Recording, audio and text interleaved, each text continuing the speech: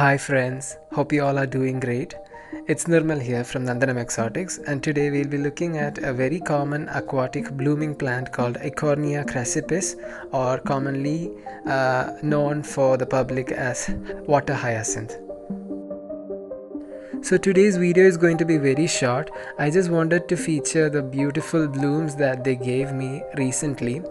It's a very ecologically problematic species because they are extremely fast growing and can completely compete with the native species, and most of our aquatic life in rivers are competing with this right now, and it's a huge problem for the government cleaning these plants up from rivers.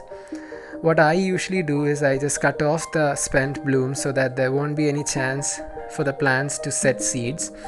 Also, I keep on removing the older growth into the compost, and I only keep the fresh growth.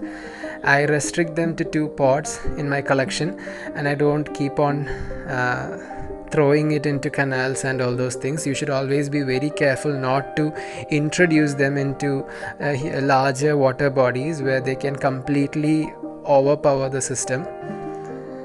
But the main goal of this video was to just show off how beautiful these flowers are. Because of all these ecological and environmental problems, they are very underrated, but seeing their flowers up front gives you a perspective of how beautiful they are. When I listed out all the ecological and environmental problems, this plant also has a lot of beneficial factors. You can use this plant to make fodder for cattle because of its very fast growing nature. Also, it is used in making bio fertilizers by composting it. The list goes on. The latest from this plant is that we can even make biofuel from it. So it's very useful as well. So friends, that's all I have for you this episode. I hope you guys enjoy my content. Do consider subscribing to the channel and also being a part of the community.